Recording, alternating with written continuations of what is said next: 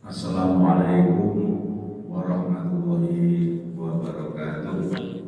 Alhamdulillah wa syukurillah, la haula wa la quwwata illa billah. Asyhadu an la ilaha illallah wahdahu la syarika lah wa asyhadu anna Muhammadan abduhu wa rasuluh. Allahumma shalli ala Muhammad wa ala ali Muhammad. Usikum wa nafsi bi taqwallah faqad fazal muttaqin. Bapak-bapak, ibu-ibu yang berbahagia, tentu yang utama kita harus selalu bersyukur kepada Allah SWT karena semua limpahan nikmat dan karunia kepada kita. Semoga kita termasuk hamba Allah yang pandai mensyukuri nikmatnya. Shalawat dan salam mudah-mudahan tetap tercurah kepada junjungan dan teladan kita Nabi Muhammad Sallallahu Alaihi Wasallam. Semoga kita diaku menjadi umatnya, menjadi pengikutnya yang sejati, sehingga mendapatkan syafaatnya nanti di kehidupan akhirat. Amin. Bapak Ibu, sekarang ini kita berada di hari apa nih? Hari Ahad, tanggal berapa? Tanggal 11. Kalau hari Ahad itu tanggalnya 20 Rajab 1447. Sebab 11 itu harinya Minggu, ya kan? Yaitu hari Minggu tanggal 11 Januari 2026 itu. Sebab kalau sekarang ini hari Minggu tanggal 11 Januari itu kan kalendernya Kristen atau kalender Masehi yang perhitungannya menggunakan Syamsiah, peredaran matahari. Tapi kalau kalendernya orang Islam namanya kalender Hijriah, sekarang ini hari Ahad tanggal 20 Rajab 1440 yang perhitungannya menggunakan Komariah, peredaran bulan 22 Rajab maksudnya ya. Terima kasih koreksinya. Nah itu karena kita kan walaupun di Indonesia ini mayoritas tapi tidak bisa menggunakan kalender. Orang Islam kan mayoritas di Indonesia, tapi nggak bisa menggunakan kalender Islam. Kenapa begitu ya kira-kira? Itu saya beri ulasan singkat aja ya, mengingatkan kita semua karena ini judulnya kan renungan dan muhasabah. Itu bukan renungan kita. Karena faktanya bagaimanapun kita ini masih berada di tahun baru. Yang kemarin baru dirayakan ya. Siapa yang merayakan? Orang Kristen atau sebagian besar malah orang Islam? Itu ada renungan kita semua. Kira-kira yang nyuman mercon itu kebanyakan orang Islam atau orang Kristen? Kok bisa? Itulah. Jadi Rasulullah itu pernah menyatakan bahwa nasib umat Islam di suatu waktu, kalau menurut saya sekarang ini, itu seperti makanan yang dihidangkan di hadapan orang-orang lapar. Masih makanan yang dihidangkan di hadapan orang lapar itu kan dikoyak, dicincang, dikunyah, dan tidak ada yang makanan. Ketika hal itu disampaikan di Masjid Nabawi oleh beliau Nabi Muhammad SAW, para sahabat kaget, kok nasibnya begitu? Apakah jumlah kami waktu itu? Ya sekarang ini maksudnya sedikit ya Rasulullah. Dijawab, kalian banyak. Kalau bahasa kita sekarang mayoritas. Tetapi yang banyak itu seperti buih di lautan. Bapak Ibu tahu buih, umroh. Jadi buih itu punya dua sifat. Pertama, tidak punya bobot. Oleh karena itu di perairan buih itu selalu di permukaan. Karena dia punya bobot. Yang kedua, buih itu limbah. Karena limbah itu kan mencemari perairan kan. Nah itulah orang Islam itu seperti buih. Jadi tidak punya bobot dan malah menjadi pencemar. Pencemaran apa? Pencemar Islam. Siapa yang mencemarakan Islam? Ya orang yang mengaku Islam juga. Sekarang yang membuat kerusakan sehingga menyebabkan banjir bandang di Sumatera Utara, Aceh, Sumatera Barat itu siapa? Ngakunya mesti orang Islam. Mereka menggunakan cara proklamasi. Apa itu cara proklamasi itu? Dengan cara seksama dan dalam tempo yang sesingkat-singkatnya. Kenapa kok seksama? Izin diperoleh. Iya kan? Menteri Kehutanan berizin. Kenapa kok seksama? Nah, menterinya itu bagian. Seksama Pak. Dan dengan cara singkat-singkatnya. Jadi prinsip ekonomi Pak, modal sedikit mungkin, waktu setingkat-tingkatnya, tapi hasilnya sebesar-besarnya. Tidak memperhitungkan sama sekali tentang dampak lingkungan, walaupun itu menyebabkan kerusakan sama sekali. Terus kalau ada banyak-banyak yang nganggur ya Pak. Nah itulah, jadi ini kok namanya di dunia lingkungan. Jadi itu ya memang Islam seperti itu. Tapi kan yang jadi pejabat itu yang keluarkan izin, yang memfasilitasi. Jadi pengusaha itu justru memanfaatkan cara proklamasi. Nah kita dimanapun jawabannya itu kalau mau merenung, kenapa bisa sampai menjadi seperti bui? Itu sahabat dulu yang bertanya, kenapa begitu ya Rasulullah? Ternyata dijawab oleh beliau, karena umat Islam pada waktu itu, ya sekarang ini, itu terjangkit wahan. Ya kan? Apakah wahan itu? Wahan itu penyakit hati, yaitu ubud dunia wa kharayatul maut, mencari kehidupan dunia, memprioritaskan kehidupan dunia dan lupa atau takut mati. Sekarang renungannya, kita ini termasuk orang yang memprioritaskan dunia dan akhirat pada pikiran kita, pertimbangan kita untuk melakukan sesuatu itu pertimbangan dunia atau pertimbangan akhirat selama ini. Kita harus berani jujur. Kalau gitu masih ada paham di hati kita, iya kan? Karena paham itu penyakit hati, dan itu ada dua indikatornya supaya bisa terdiagnosa ubud dunia itu. Kita ini takut mati nggak? Jujur, takut mati nggak? Loh, berarti ada paham. Berarti kita bunyi. Jadi kalau kondisinya begini ya kita ikut andil. Loh, gimana? Mati itu kan pasti kan? Yakin nggak kalau mati itu akan terjadi pada diri kita? Kullu nafsin dha'iqatul maut. Oh, sudah pasti kok, kenapa takut? Loh, inilah isi kita berada di siang hari ya, walaupun mendung tapi ini siang hari. Setelah siang itu pasti malam kan? Dan nggak mungkin siang terus. Takut nggak kita nanti kalau malam? Takut. Berarti ibu takut sama malam hari itu pasti begitu. Kalau orang lapar terus makan, kira-kira kenyang apa enggak? Pasti kan? Takut ya? Nah iya, lah mati itu pasti kan? Kenapa takut? Orang yang takut mati itu berarti ada penyakit lain. Berarti kualitasnya bui. Nanti nasibnya seperti makanan diajak orang lapar. Ini renungan kita. Kita termasuk orang yang masih mengidap pada tidak. Sebab begini, Rasulullah juga pernah bersabda bahwa orang Islam itu dapat digolongkan menjadi 3 golongan. Golongan pertama itu orang Islam yang beruntung. Siapa mereka yang beruntung? Yang keadaannya, terutama iman takwanya hari ini lebih baik dari kemarin. Nah, yang kedua itu golongan orang yang rugi atau tertipu. Siapa mereka? Orang-orang Islam yang hari ini keadaannya, terutama iman takwanya sama dengan kemarin. Dan golongan ketiga atau kelompok ketiga orang yang celaka. Siapa mereka? Orang yang keadaan hari ini, terutama iman takwanya lebih buruk dari kemarin. Kira-kira nih, kata ibu lebih banyak datanya ibu. Kita termasuk kelompok beruntung, rugi atau celaka. Tahunya kalau beruntung dari mana? Tahunya kalau lebih baik dengan cara apa? Jangan klaim sepihak, ya. Allah membuat parameter kami hal ini, yaitu dalam firman-Nya di surat Al-Hasan ayat 18. Itu di catatan saya ada. Ya ayyuhalladzina amanu ittaqullaha wal tanzur nafsun ma qaddamat lighad wa taqullaha innallaha khabirun bima ta'malun. Kita ini ngaku beriman kan? Kira-kira apa ngaku keimanan kita kan? Itu yang kata Imam Ghazali itu dalam hidup itu kita harus berada di antara dua sifat, antara khauf dan roja. Kita tuh takut jalan-jalan keislaman keimanan kita belum diakui, sehingga lebih hati-hati di dalam beramal. Tapi juga harus roja, penuh harap bahwa kita pun berharap beriman. Sebab kalau tidak beriman, apa kita kafir?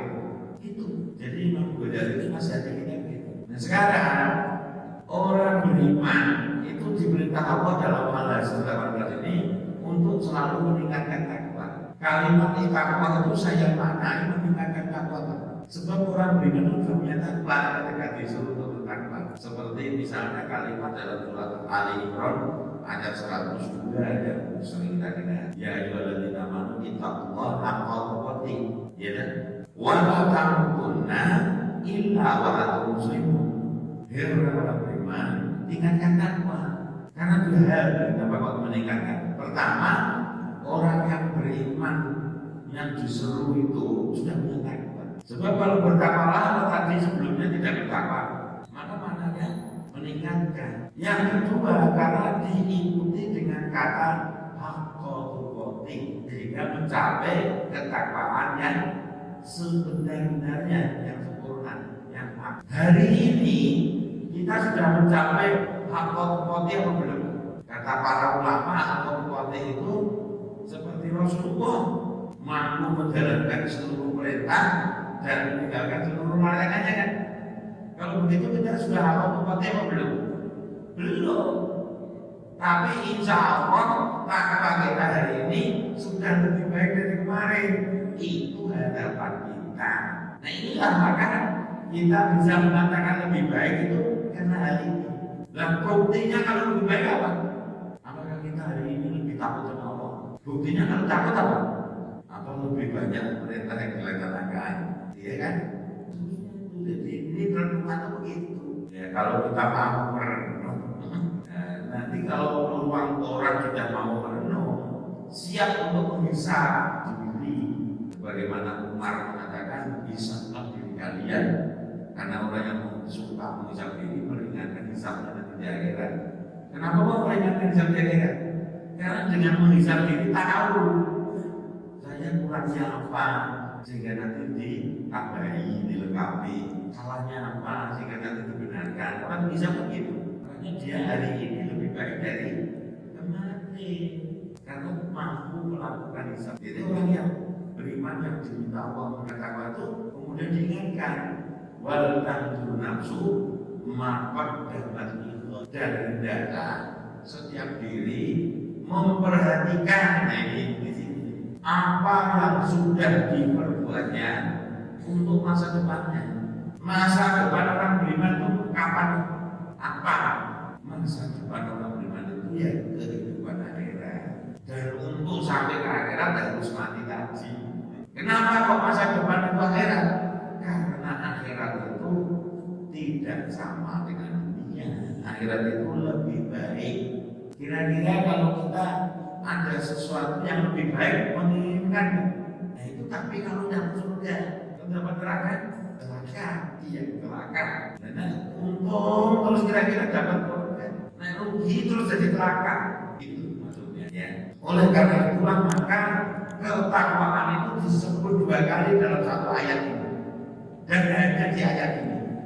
Ya adalah ittaqwa wa taqun nafsu maqad dapat ikut wah.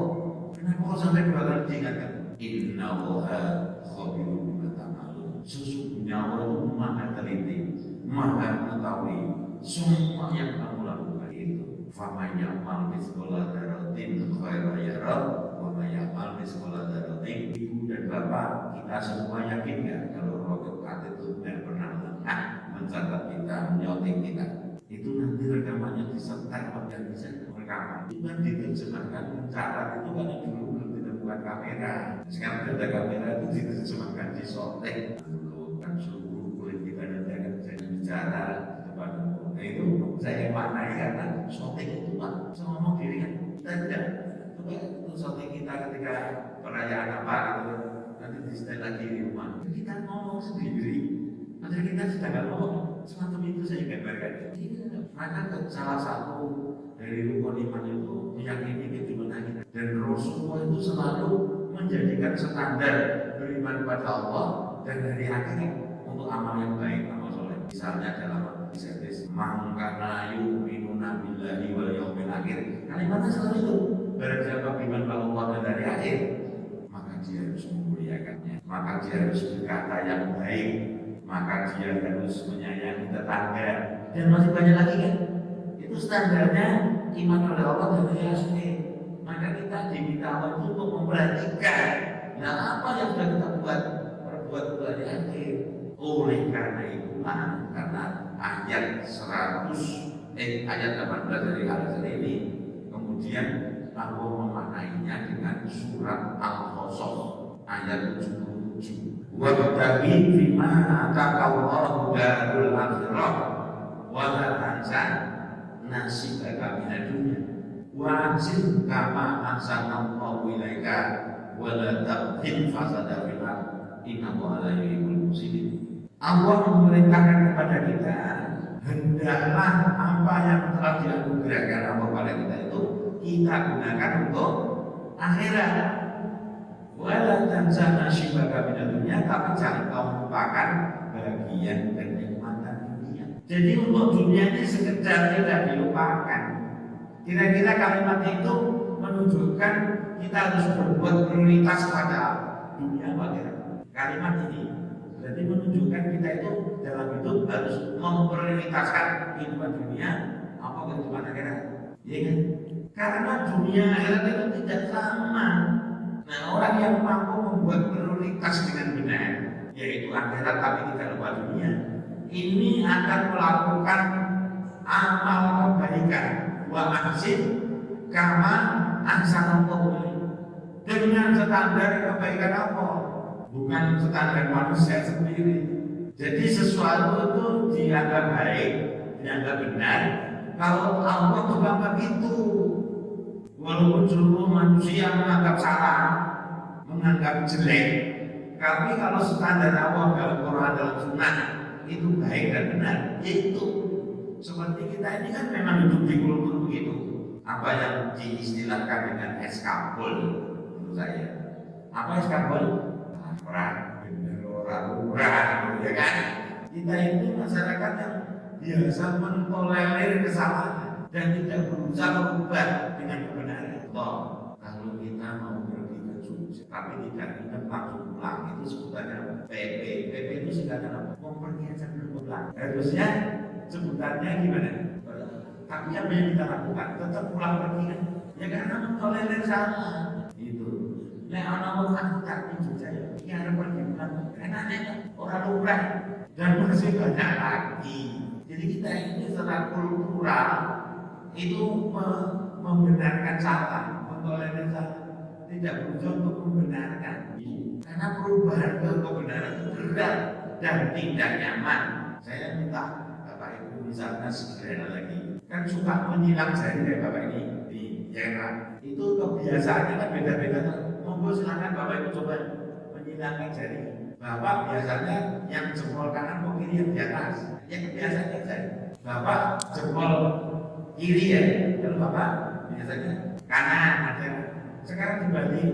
Nah, padahal cuma ini kok gak enak, gak nyaman. Ya kan, itulah filosofi berubah. Apalagi berubah lebih baik.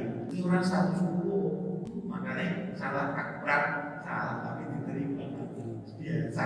Nah, benar dari malah orang itu. Dan kita hidup di masyarakat yang begitu.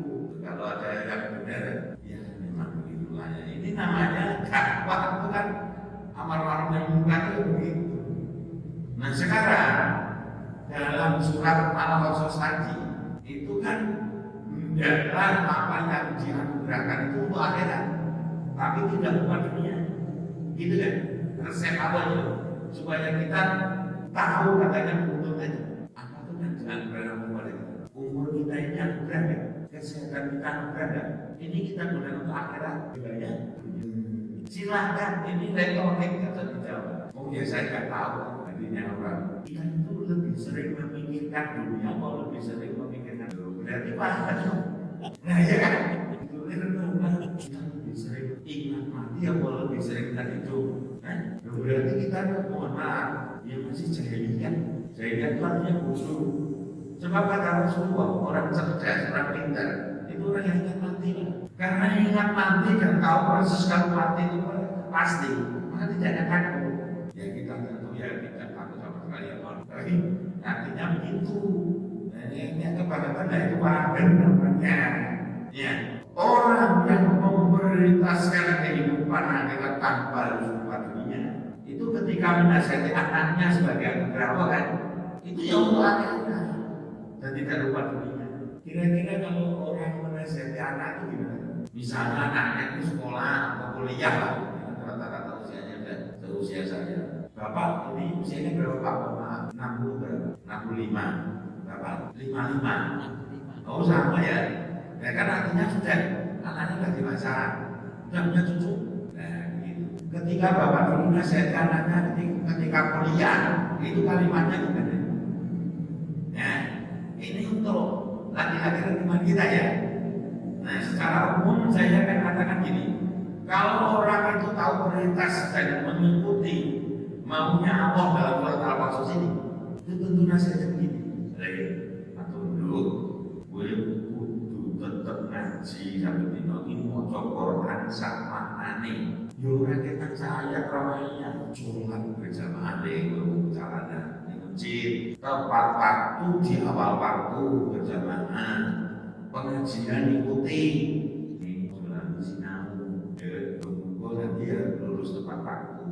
Yang kedua nasihatnya begini, orang gampang loh UGM, ya kan, sinau syukur bagi lulus mulut sehingga membantu memudahkan cari kerja. Neng masalah lulus sholat masalah ngaji nih, kira-kira banyak yang mana? Itu gimana? Oh ini umum kok. Kita yang menasihatkan nasihat pertama itu udah tahu tentang komunitas juga akhirat, tapi tidak lupa dengan yang kedua. Itu kan yang baru sih kenal kayak tadinya. Yang mencari itu kan, tapi yang penting tidak lupa. Di masyarakat kita termasuk kita, kalau kalian menyebut kita itu termasuk saya, bukan kakak, Anda bukan kita kan. Kira-kira banyak yang berorientasi, bermotivasi dunia, yang penting tidak lupa akhirat. Apa orientasi motivasi untuk akhirat, tapi tidak lupa dunia? Banyaknya kemana? Banyak dari makanya nasibnya kayak begitu, mau dinampakkan itu dunia. Ya nanti dia bukan neraka dan calon surga. Jujur sih. Tapi kira-kira kita ini mereka belum surga, tinggal cocokkan aja. Tapi nanti ya ini masih berapa menit lagi sih, kita lanjutkan dulu ini dalam surat. Kenapa kok kita prioritas akhirat kalau mengikuti ayat 77 yang Allah ini? Karena akhirat itu lebih baik. Orang yang waras pikirannya, sehat nalarnya, itu kalau ditawari uang 1 juta dengan 100 juta, ini yang mana? Cepat itu ya Bapak kan. Itu kalau sehat ya kan, pikiran waras. Karena 1 juta jauh lebih bermanfaat dibanding dunia akhirat. Itu tidak bisa dibandingkan dengan 1 juta dan 100 juta. Nah, lebih baik dunia sama akhirat pilih mana? 100 juta tadi cepat ya Pak. Jadi ini contohnya duit cepat. Ya karena amalnya begitu, jadi nggak usah mikir. Tapi kalau pilih dunia akhirat, dia nggak mikir. Kenapa? Ya karena lebih suka dunia mereka. Iya kan? Jadi walaupun tidak mau ketahuan dari sikap, berarti wadem kan? Dan orang yang menguasai dunia itu ada calon nabi. Allah kan jelas mengatakan, "Bal sirunan hayat dunia wal akhiratu khairu apa?" Surat Al-A'la ayat 16-17. Hayat dunia. Kebanyakan manusia itu pada dari dunia dan perhiasannya. Apakah dunia itu yang dicari? Surat Ali Imran ayat 14. Yu'minu binasi syahwati minan nisa'i wal banina wal qanatiril muqantarati minad dhahabi wal fiddah wal khairi musawwamah wal an'am wal haras. Dalika mataul hayati dunia. Wallahu indahu husnul. Sampai di situ ayatnya. Dijadikan indah pada pandangan manusia apa yang dia ingini, gitu kan? Wanita yang cantik, ya kan? Anak yang membanggakan, harta yang banyak, emas, perak, kendaraan yang sudah kendaraan. Kita ingat semua kan? Kalau saya nggak punya sawah ladang, tapi UMP itu sawah ladang saya. Kalau saya cintai lebih daripada kecintaan saya pada akhirat. Saya itu lebih nyaman di masjid daripada di kampus, di kantor. Iya, di masjid itu bapak ibu nggak ada yang tuntut saya. Kalau di kantor dituntut macam-macam kan, harus laporan penelitian, harus komunikasi. Jadi enak di masjid. banyak sombong masjid itu betul ke kantor. Awal saya nggak pensiun Pak, nanti kayak lagi itu pensiun. Nah ini saya pindah di kampung, di Solo menesuk, hanya boleh ini. Sekarang nggak ada yang sulit dicari, Google Maps saja. Nah begini, kalau kita menginginkan dunia itu berarti menginginkan itu tadi. Ya, dalam surat Al-Imran 14, siapa yang nggak ingin istri cantik? Atau kalau istri ya dengan suaminya yang kayak ya dan banyak apian, dermawan, sayang, orang kalau ngomong keras, apalagi KDRT, semuanya kan begitu. Nah laki-laki juga sama, terus cantik, jaga wibawa suami, jaga nama baik suami, mati dan ngolah duit, ya kan? Mendidik anak soleh-solehan. Nah itu jadi perhiasan dunia. Itu yang jadi ini, ya kan? Sampai awal balik ke masih ada kendaraan yang bagus, sudah punya Avanza, pengen Innova, sudah punya Innova, pengen Alfa, orang mana mesti keramik, diganti marmer, mesti ganti marmer, diganti granit asli loh, dan seterusnya dan habisnya. Maka ketika bapak ibu buat rumah semiliar, itu komentarnya itu pemahaman Pak, itu kan. Yang kedua, Bapak sederhana tapi bagus. Itu tergantung siapa komentar kan. Kalau yang komentar orang yang rumahnya harganya 500 miliar itu mahal banget. Sebab ukuran sama rumah yang Bapak bangun habis miliar itu dengan 500 juta juga bisa kan? Iya kan? Handle-nya nggak usah pakai solid, merek lain, ya kan? Kerannya nggak usah bruser, pakai yang lain. Toiletnya nggak usah pakai American style yang lain. Jadi tergantung iman dunia sangat relatif. Di atas langit ada langit, nggak ada habisnya kalau mengikuti ini. Kan sujina nasi buku sahabat dijadikan indah pada pandangan manusia apa yang diingini. Jadi kalau mengikuti keinginan itu menjadikan dunia ini indah sehingga terpesona sehingga lupa akhirat. Kenapa? Di akhir ayat tadi Allah sudah mengatakan dari mataul hayat itu yang seperti itu ya atau benda emas-emasan istri kita kebanyakan tidak termasuk istri saya sebenarnya itu kalau nggak punya cincin pengen cincin, kalau sudah punya satu pengen yang lebih besar, kalau sudah lebih besar pengen yang ada mata berliannya terus nggak ada habisnya. Dan itu memang perhiasan dunia, tapi Allah sudah mengingatkan wallahu indahu husnul ma'ad, dan di sisi Allah itu ada yang lebih baik. Kamu mau tahu ada yang lebih baik dari kehidupan dunia semua tadi? Kalau pengen tak tunjukkan, kalau nggak pengen tak pengen bapak-bapak. Karena Allah mengatakan di ayat berikutnya, kul kamu nabi bi khairi min dalikum, aku tunjukkan yang lebih baik dari itu semua. Cuma syaratnya aja, syarat ketentuan berlaku.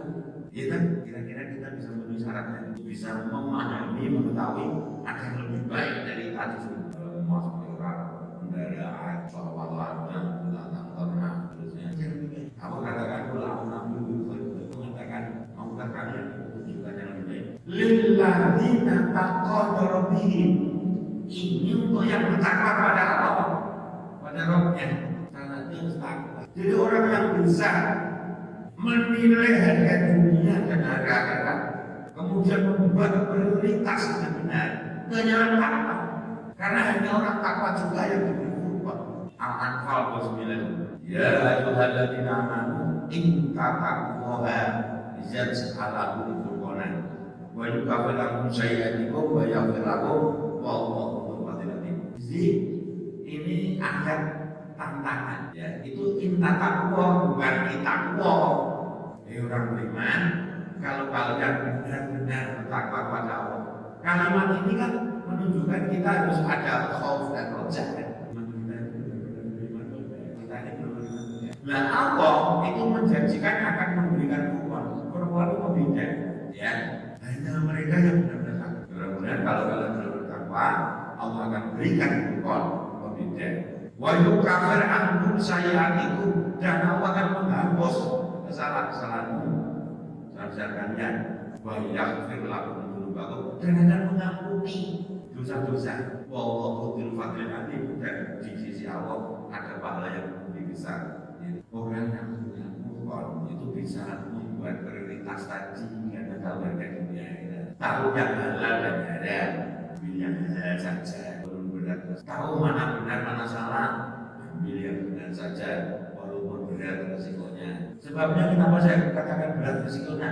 Kalau saya ini zamannya dan orang dan yang rakyat rumah, mulai coba berbeda. Ini rakyat sak betul-betul ini bukan lali, isi betul bukan eling kan, pas bodoh. Jadi si betul itu yang eling.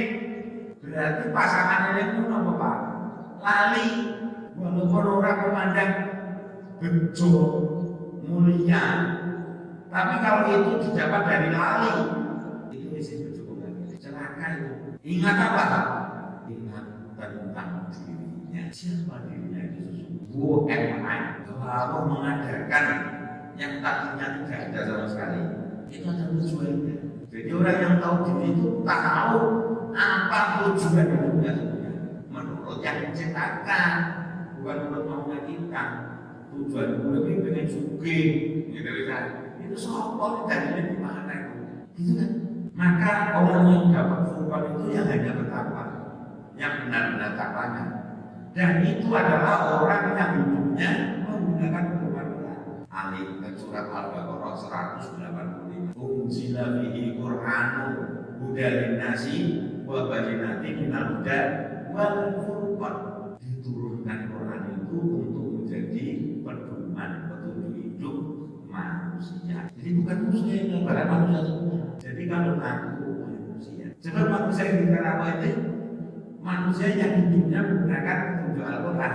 Jadi kalau ada manusia ngaku manusia tapi hidupnya nggak pakai petunjuk Al-Quran, pantas nggak disebut manusia? Itu maka dalam surat Al-A'raf 179 orang yang tidak pakai petunjuk dalam hidupnya dikatakan lebih hina dari binatang, lebih sesat dari binatang. Mereka itu diberi hati tidak digunakan untuk memahami ayat-ayat Allah, diberi mata tidak untuk melihat ayat Allah, diberi telinga untuk mendengarkan ayat Allah.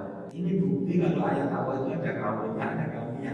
Al-A'raf 179. Sungguh aku isi neraka jahanam kebanyakan jin dan manusia. Jadi kalau begitu yang selamat manusia dan jin itu sedikit atau banyak? Tuh, ya kita kan manusia sedikit atau banyak kira-kira?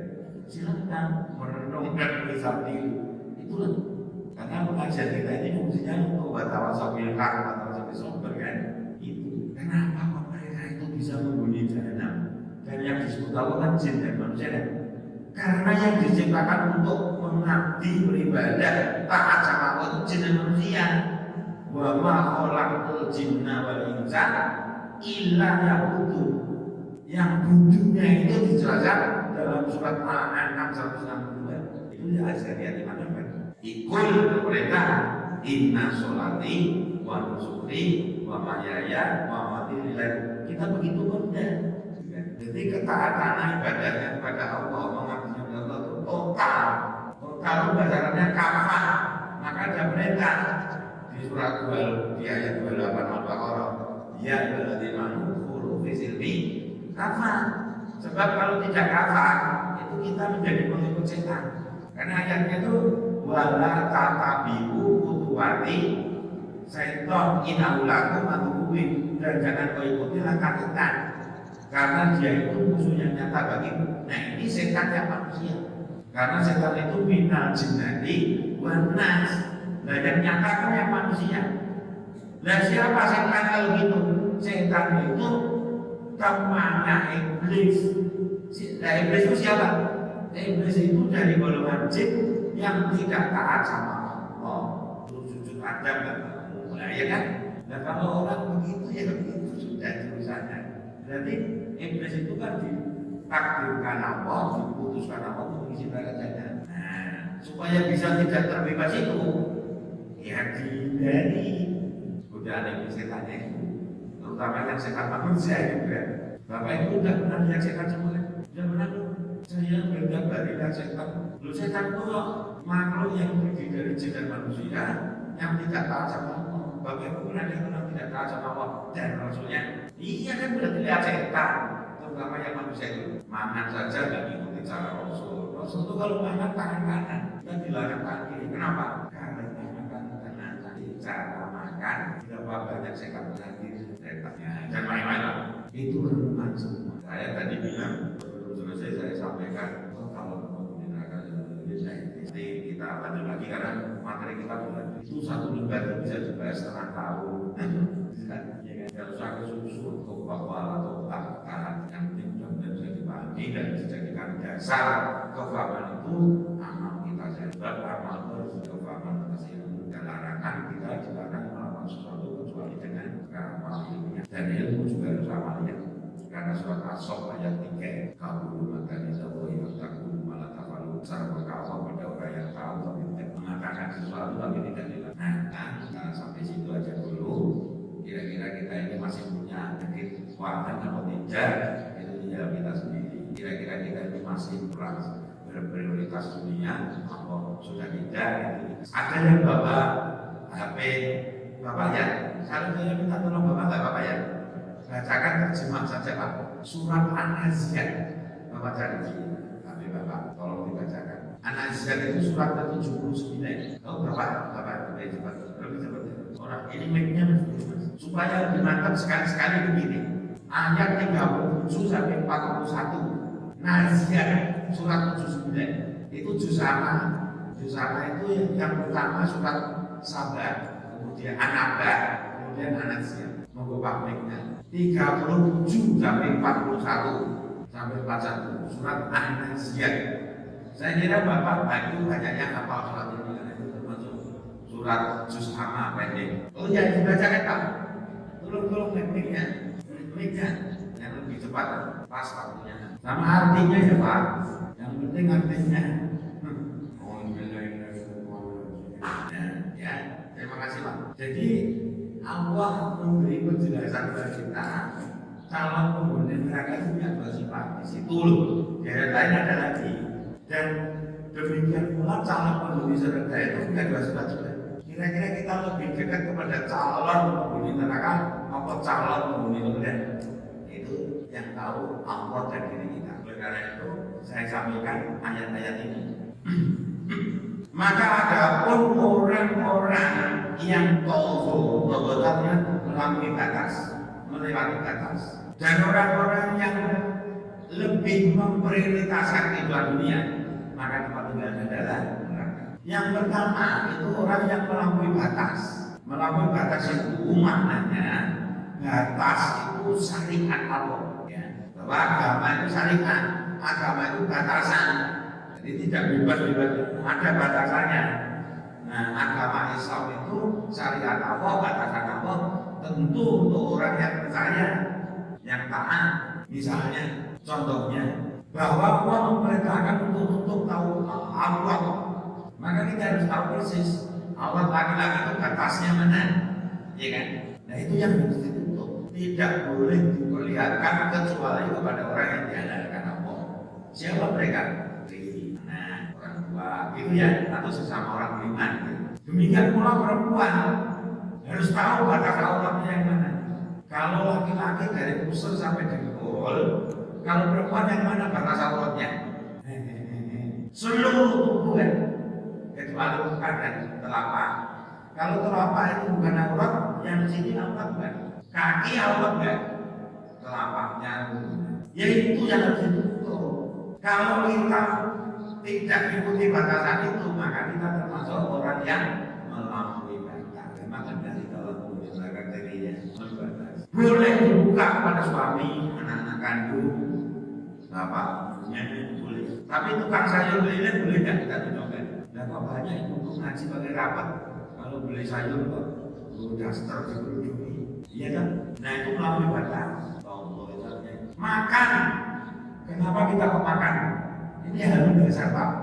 Itu kan pakaian, sandal, sekarang makan. Kenapa kita makan? Bapak ini kita kok harus makan kenapa? Hal yang biasa kita lakukan untuk sulit jawabnya. Kita kok kenapa makan sih? Karena lapar, karena untuk dapat tenaga. Mohon maaf. Kucing itu makan juga karena lapar. Ayam itu makan juga supaya punya energi tenaga. Apa bedanya kita akan begitu dengan mereka? Bagi orang beriman, makan itu karena menjalankan perintah Allah. Itu apa ada perintahnya? Ada. Kita itu kulu wasrobu halalan. Kan kan diperintahkan makanlah minumlah yang halal kan. Nah kalau niatnya karena amal itu kan niat ya, itu menjalankan perintah, maka prioritas pertimbangannya itu harus ada, harus tahu. Tapi kalau karena lapar, karena dapat energi, karena pengen, ya itu mesti sampai atau soto, nyanyam atau bakso, mesti gitu kan. Tapi itu terjamin halalnya. Sebab kalau diniati dalam perintah harus terjamin. Baik halal secara sifat maupun halal secara zat. Pisang goreng itu jelas halal. Tapi uang yang dibeli untuk pisang goreng itu hasil ngapusi. Jadi haram. Padahal setiap makanan yang masuk ke dalam tubuh, padahal di situ tidak ada. Itu nanti tempatnya di neraka. Aneh, tidak boleh melalui. Nah, itu batas-batas awal. Tentu masih sangat banyak dan luas. Kalau dibahas sampai mati juga tidak selesai. Nah itu.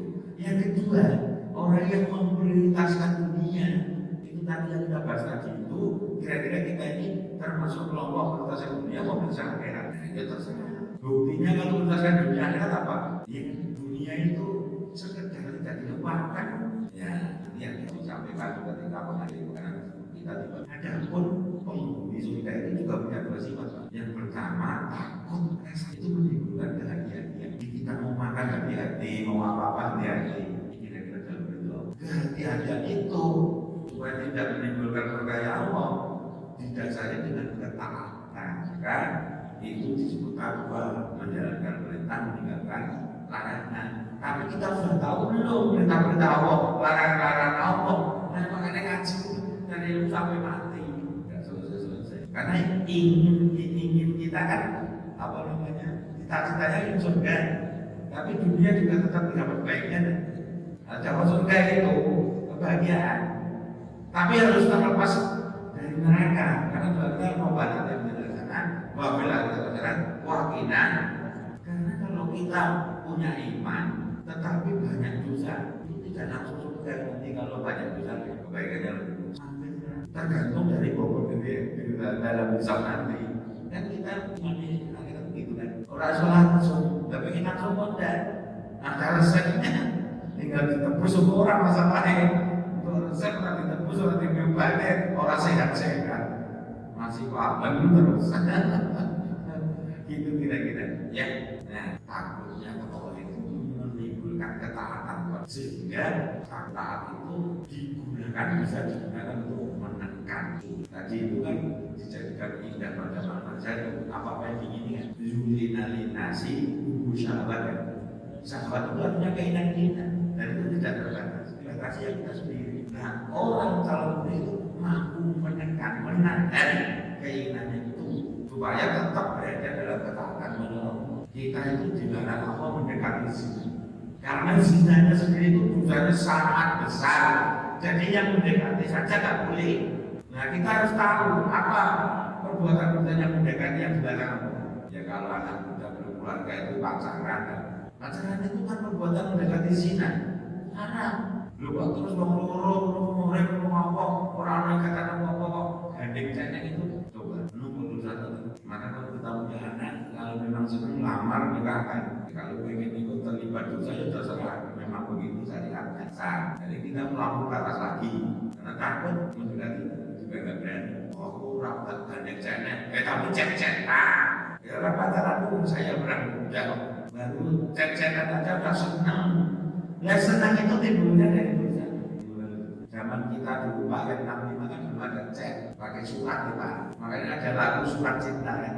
Itu, wah nomor surat itu, jebule ranto itu dekatnya ya. Saya baru tahu, saya kepala, saya belajar dan mengamalkan itu biasa nikah. Begitulah Bapak Ibu, mudah-mudahan kita hidup dalam petunjuk Allah, hidup di dalam ridho Allah, sehingga kehidupan kita itu memberikan kebahagiaan di sana dan nanti, dan kita akan mendapatkan husnul khotimah, akhirnya langsung bisa mendapatkan surga. Bila itu Assalamualaikum warahmatullahi wabarakatuh.